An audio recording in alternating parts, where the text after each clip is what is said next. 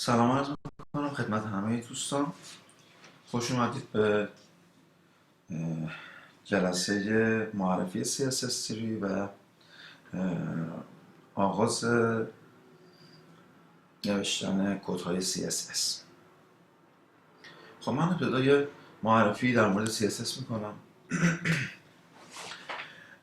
نسخه‌ای که ما قراره براش در واقع برای فایل های HTML مون CSS رو کار کنیم نسخه CSS3 هست.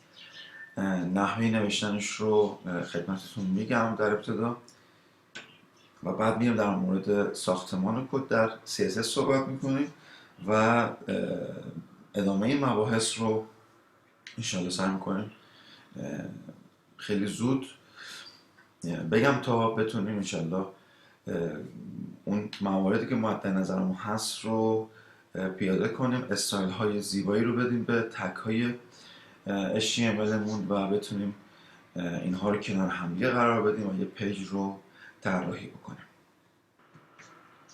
تگ لینکی که من در جلسه در واقع در جلسات آموزش HTML ازش استفاده کردم، ارتباط فایل CSS مون به فایل HTML مون رو در واقع برقرار میکرد. این لینک چند تا اتریبیوت داره در CSS3. همین دو تا اتریبیوت کافیه. در واقع نسخه های قبلی CSS یک تایپی رو هم به عنوان اتریبیوت در این تگ لینک استفاده میکردم که به عنوان مثال من اینجا تایپ رو قرار بدم. مشخص کننده در واقع نوع این صفحه هستش که میگفتیم تکست باشه و از نوع CSS هم باشه.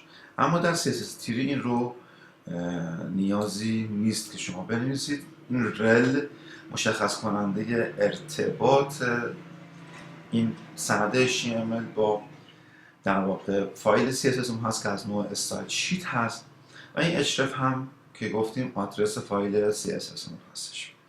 اما چند راه برای نوشتن کدهای CSS داریم. یک راه این هستش که شما در واقع بیایید داخل تگ هد یه تگ استایل رو باز بکنید. ببینید من اینجا یه تگ استایل رو باز میکنم و اینجا شروع میکنم به کد نوشتن، در واقع کدهای CSS نوشتن. مثلا میگم من اگر اینجا یک تگ به عنوان مثال پی داشته باشم بعد داخلش یک متنی رو به عنوان مثال اینجا من بیارم sample is very مثلا دیگه خوبه دیگه is very حالا easy مثلا کار فعلا بهش نداریم به نوع به این متن که اینجا داریم. اگر من همچین چیزی رو داشته باشم میتونم داخل تگ های در واقع استایل که داخل هد ما باز کردیم میتونم اینجا بهش استایل رو بدم. حالا اینکه این کالر چی هست و یا اینکه سایر در واقع پراپرتی هایی که ما اینجا قرار استفاده بکنیم و نحوه استایل دادن رو من اینجا بگم، مثلا فونت ها چی هستش این رو تک تک بهش خواهیم رسید و اینها رو بررسی میکنیم.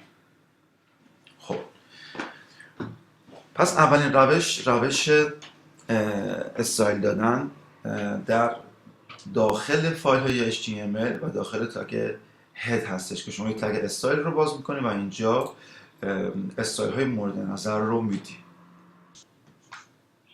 خب به این روش میگن روش اینترنال.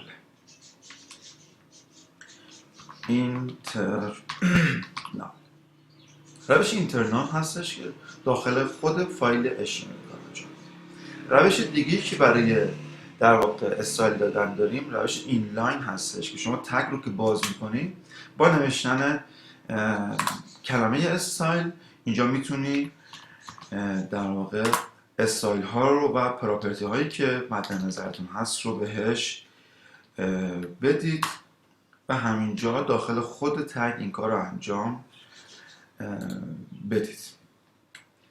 این روش در واقع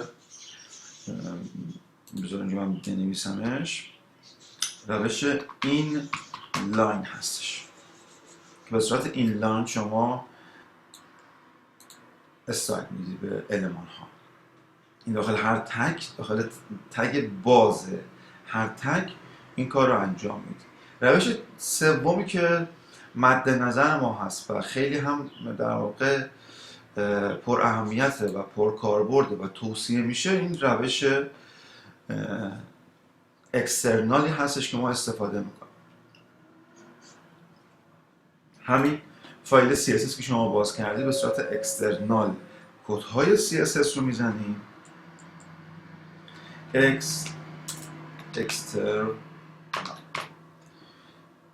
در یه فایل جداگانه فایل های CSS رو میرم. من همین پی رو اینجا میتونم استایلش رو بدم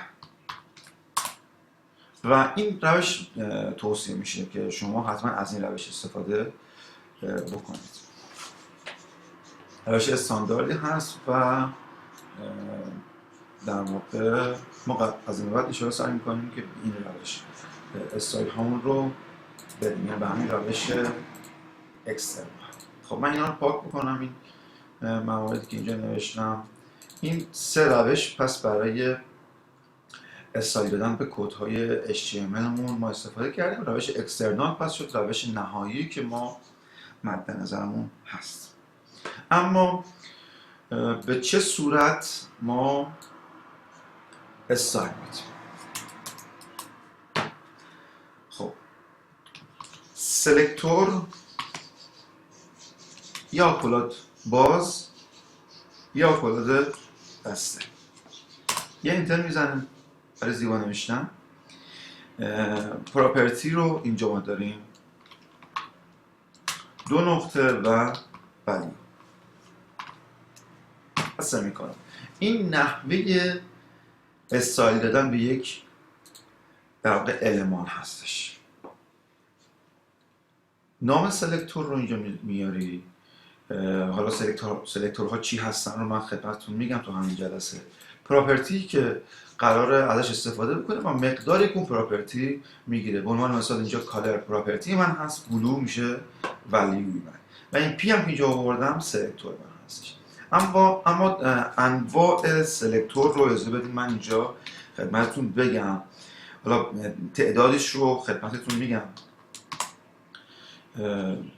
که با هم دیگه کار بکنیم. خب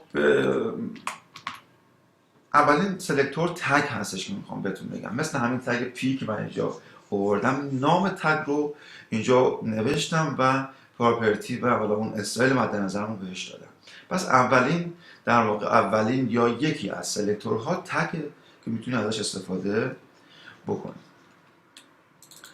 اما دومین مقداری که من میتونم اینجا استفاده کنم کلاس ها هستن. خب اینجا شما نام کلاس رو می‌نویسی با زدن دکمه در واقع دات یا نقطه که اون المان هایی که کلاس گرفتن رو اینجا استایل بهش میدی. به عنوان مثال کلاس چایلد رو اگر به المانی داده باشین اینجا میتونین استایلش رو بهش بدید. مثلا ویتس به عنوان مثال، مثلا اوتو یا هر استایل دیگه. بنابراین نام کلاس رو ما با دات شروع میکنیم و نامش رو میاریم و در نهایت هم استایل مد نظرمون بهش میدیم. اگر به المانی آیدی دادیم که حالا آیدی ها رو معرفی میکنم، کلاس ها رو به همین شکل با هش صداش میزنیم. آیدی نه، حالا هر چی که هست، هر اسمی که داره. به عنوان مثال آیدی مثلا نیم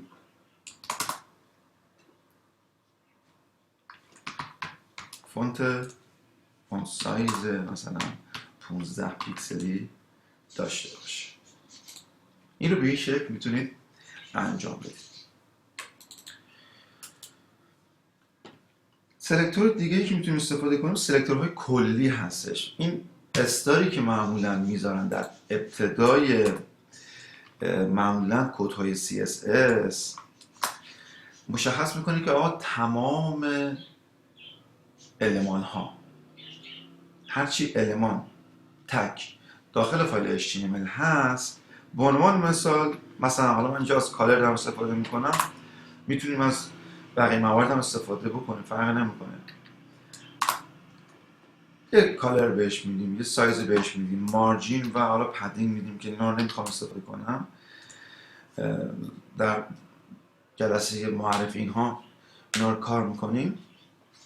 مهم این سلکتور کلی هستش که ما ازش استفاده میکنیم که در واقع کلیه المان ها رو ما با این استار صدا میزنیم، انتخاب میکنیم و استار میزنیم. خب یه زمان هست که شما میخواین در واقع چندین مقدار، چندین المان رو صدا بکنید، یعنی میشه انتخاب کننده های گروهی. خب که حالا میخواد به عنوان مثال نام تگ رو بیارید، تگی رو بیارید که کلاسی داره، یا تگی بیارید که آیدی خاصی داره، و یا تگ های تو در تو رو میخواید صدا بزنید، با یک و میتونید این کار رو انجام بدید. مثلا اگر در جلسه تیبل یادتون باشه من TD ها و TH ها رو اومدم آیدی در واقع استایل دادم با و این کار رو انجام بدم. و یا اینکه مثلا میگم شما میتونید بگید TD هایی که به عنوان مثال کلاس مثلا تیبل داره، این شکلی میتونید بگید. و TH هایی که آیدی مثلا تیبل یک مثلا داره آیدی، و مثلا فرض کنید دایو هایی که کلا وجود داره. میتونید به این شکل هم عمل بکنید. حالا انتخاب کننده پیشرفته رو هم حالا در ادامه جلسات من خدمتتون عرض میکنم. این نحوه پس نوشتن استایل های CSS هستش، نحوه نوشتن سلکتورها هستش. انواع سلکتور رو خدمتتون عرض کردم که به این شکل میتونید انتخاب بکنید تگ ها و المان هاتون رو با هر ویژگی و با هر آیدی و کلاسی که دارن مستقیم برید روی همون المانی که میخواید بهش استایل بدید و انتخابش کنید و بهش استایل خودتون رو بدید. اما آیدی ها و کلاس ها چی هستن؟ ببینید در این فایل HTML که من دارم چندین المان من میخوام اینجا بذارم. خب میگم 3 تا هم li داشته باشه که حالا اینجا ما لیست 1 مثلا فرض کنید، لیست 2 و لیست 3. خب این چرا قرمزه؟ به خاطر اینکه اینجا من بعدن گفتم تمام سلکتورها، تمام در واقع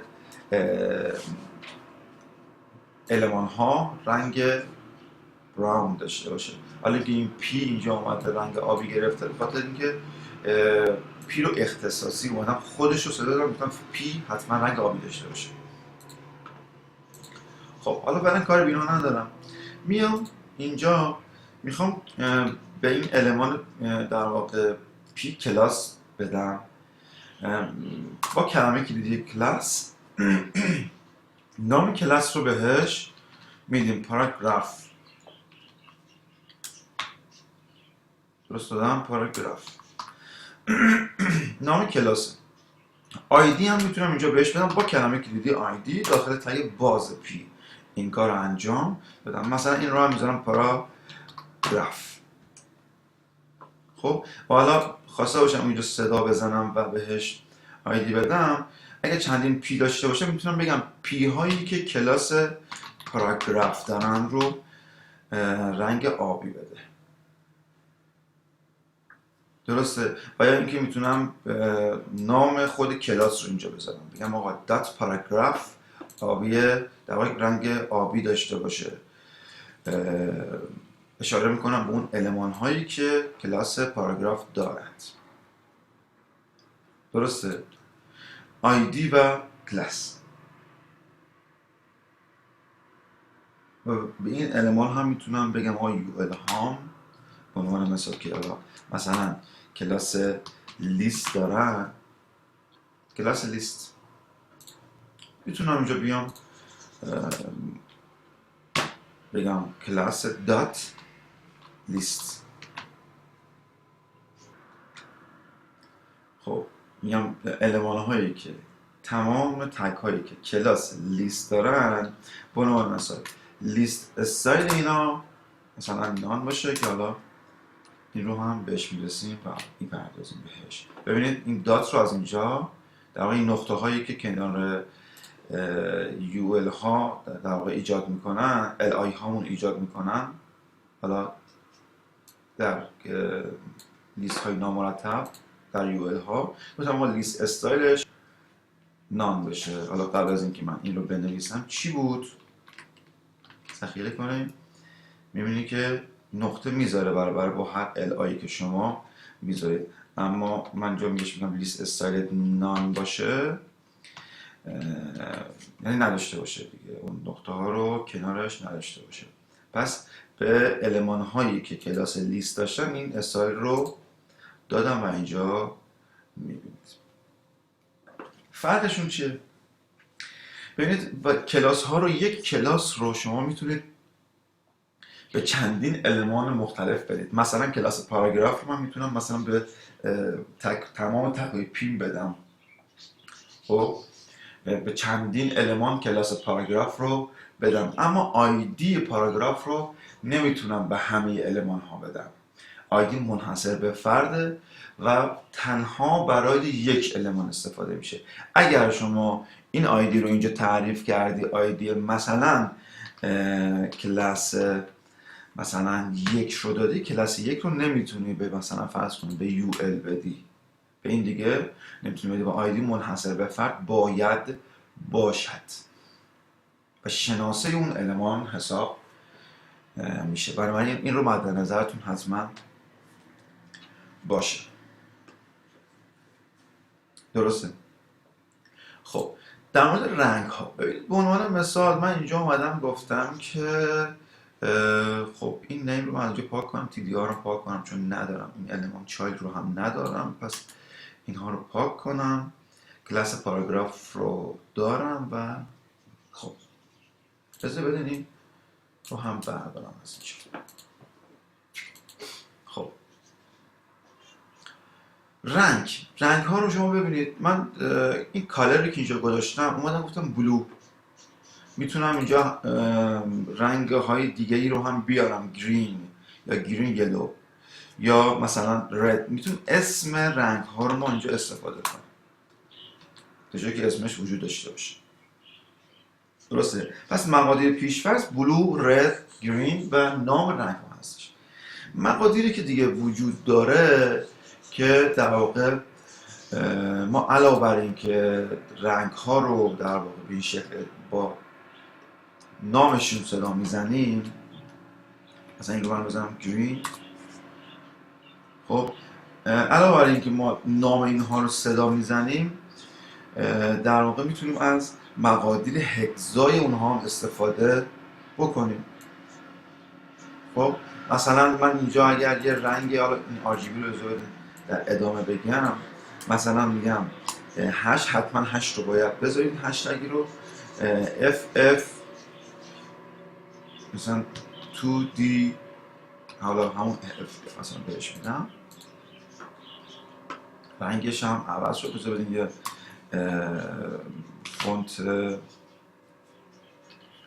فونت ویت هم بهش بدم که بگم آقا این رو برام بولدش کنی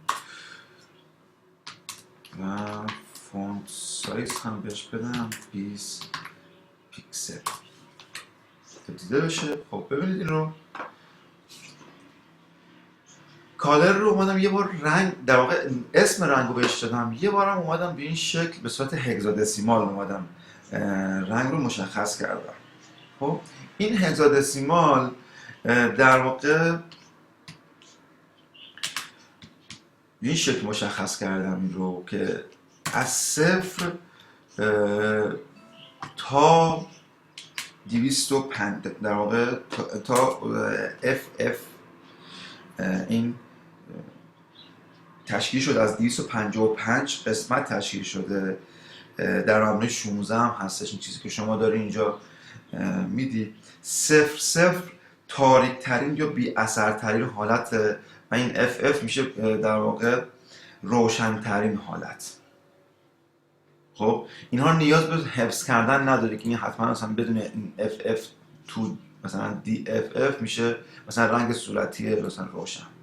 خب یا این مثلا 0 گفتیم که تاریک ترین حالت رو میشه. ببینید الان رنگ مشکی رو من انتخاب کردم 0 برام گذاشته و اینکه روشن ترین حالت رو انتخاب کنم FF میشه. بنابراین 0 تاریک ترین حالت و FF روشن ترین حالت رو براتون در نظر میگیره. حالا مثلا توی رنگ ها مثلا وقتی که میای داخل اینها میشی دیگه بسته به اون رنگی که انتخاب میکنی و اون توناژ رنگ و در واقع برایتنسی که برای رنگ در نظر میگیری این کدها تغییر میکنه. نیاز به حفظ کردن اینها نیست و اینکه در مبنای 16 چجوری محاسبه میشه رو هم نیازی نداری که بدونی حتما. خب حالا من یه مقدار رنگ این رو روشن‌تر در واقع در نظر بگیرم. مثلا میام روی رنگ آبی، حالا این شکل این رو نوشتم. خب یه حالتی هم داره که شما میتونی علاوه بر اینکه در واقع نام رنگ رو بنویسی یا هگزادسیمالش رو بنویسی، اینجا بیای در واقع استفاده بکنی از RGB Red Green Blue. خب این مشخص میکنه که در واقع شما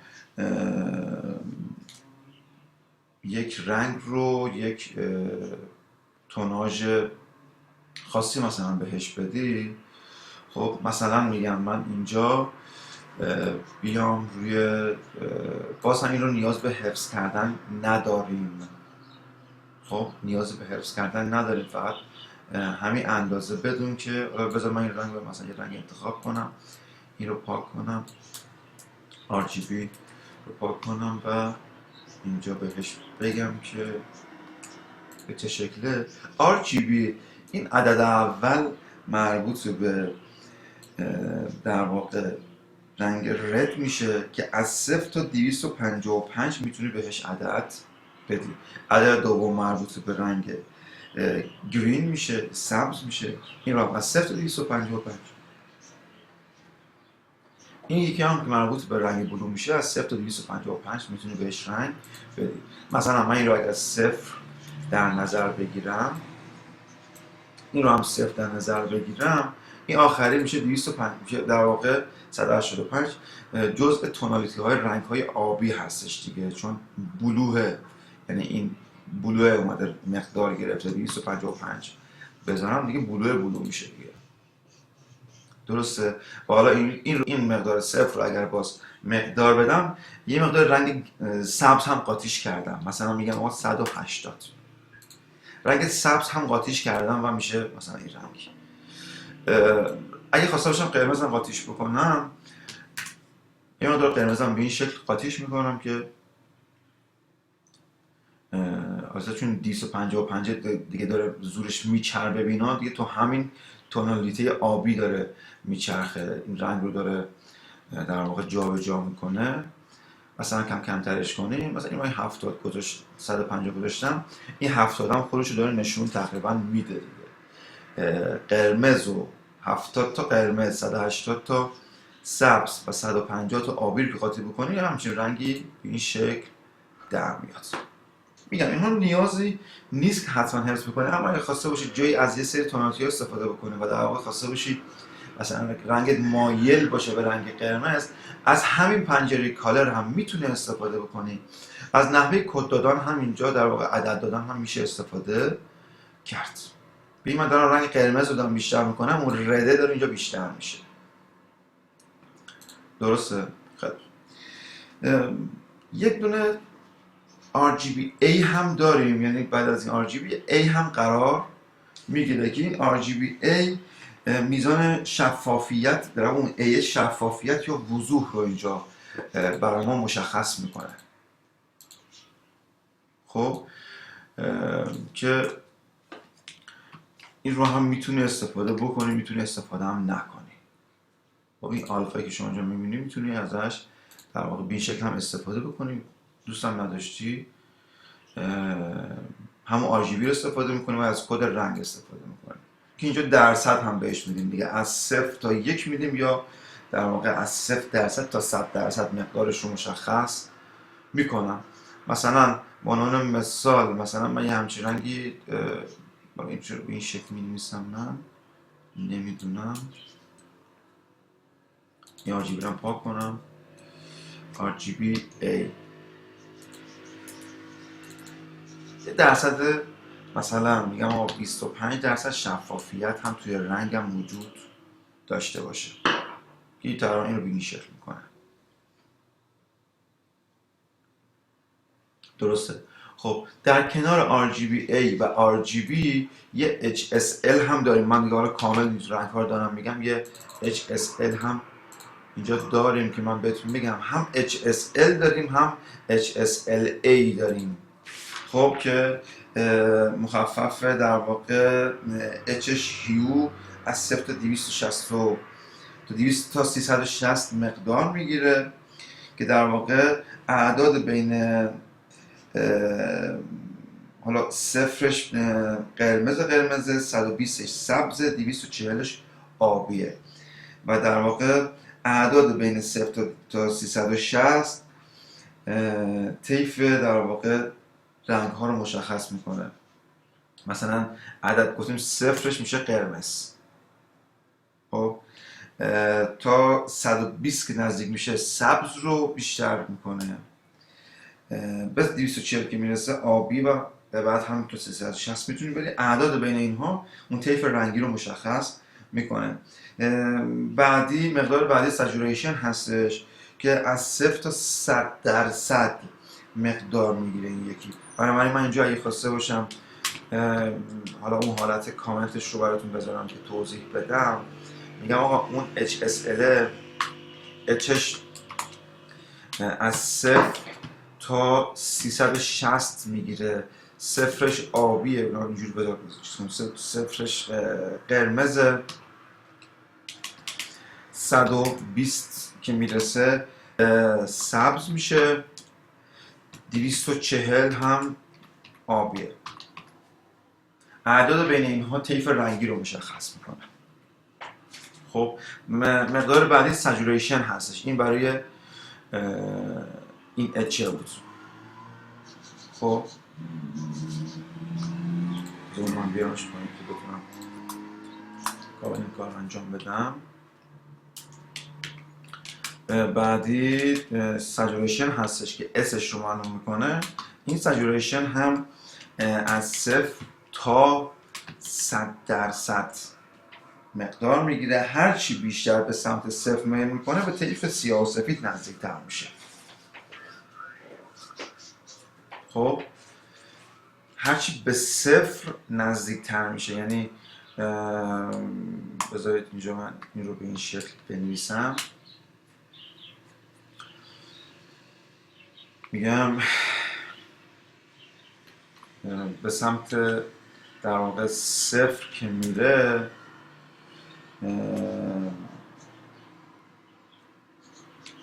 طیف سیاه و سفید رو میگیره. حالا گری اینجا ما اگر بگیم درست باشه سمت سیاه سفید میره. خب بذارم مثلا بلک خواستم بعضی ها بنویسن بلک وایت. وایت رو درست نوشتم وایت بلک وایت سمت سیاه و سفید. من یه اصطلاح خوش رو سیاه سفید ولی خب من اینجا بلک وایت نوشتم که به سمت سیاه سفید پس پیش میره، هرچی به سمت صفر پیش میره. خب مقدار بعدی که میگیره لایتنس هست، یعنی اون روشن بودن یا تاریک بودنشه. این هم از 0% که تاریک ترین حالته از این میشه لایتنس الش. این هم از 0% تا 100% هم مقدار میگیرد. این رو هم 0 میشه لایت صفر میشه تاریک، این قسم تاریک ترینش. صفر میشه دارک. خب و هرچی بیشتر به سمت 100 هم میره دیگه لایت میشه روشن ترین حالتشه. درسته؟ لایت مود و به 100 هم که میرسه میشه این هم به این شکل هستش. حالا مقادیری که ما اینجا خواسته باشیم بینا بدیم میتونیم اینجا مثلا من بزنم روی 100 یا روی مثلا 225 224 دادم. سچوریشن رو میتونیم از 0 تا 100% میگیره. 0 تقریبا سیاه سفیدش میکنه، هرچی بیشتر به سمت 0 میره. مثلا این رو میذارم روی 60%.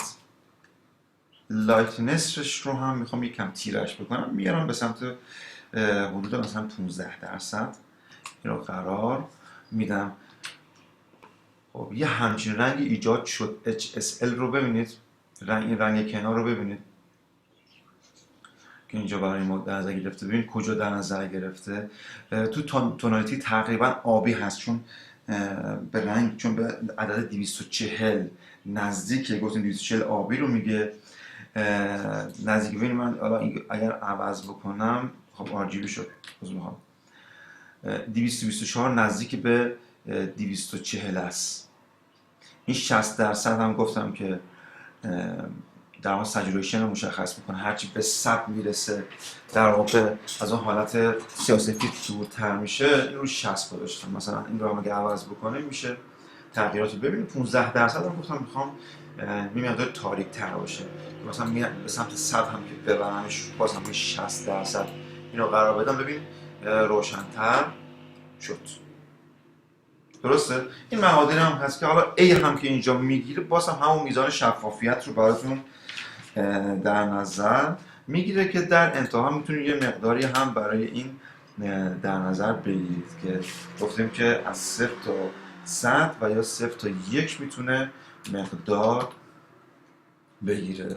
من 0 تا 1 هم اینجوری دادم که دیگه خیلی شفاف شد. درسته؟ این از رنگ ها. شما هر جا بک‌گراند کالر خواسته باشی استفاده کنی، کالر خواسته باشی استفاده کنی، هر جا از رنگ ها خواسته باشی استفاده کنی، از این مقادیر میتونی استفاده بکنی. درسته؟ یه بار دیگه من اینجا بنویسم پس توی این کامنت اینجا میگم یک، شما از نام رنگ میتونی بگیری، در واقع color name میتونی استفاده کنی. دو، از هگز میتونی استفاده کنی. سه، دیگه از چی میتونی استفاده کنیم؟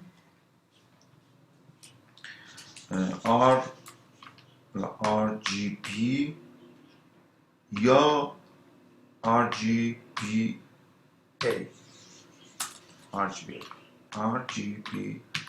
میتونم استفاده کنم. چهارم میتونم از HSL و یا HSLA استفاده بکنم برای رنگ ها. این هم از جلسه رنگ. بریم جلسه بعد یه مقدار بیشتر در مورد سایر استایل های صحبت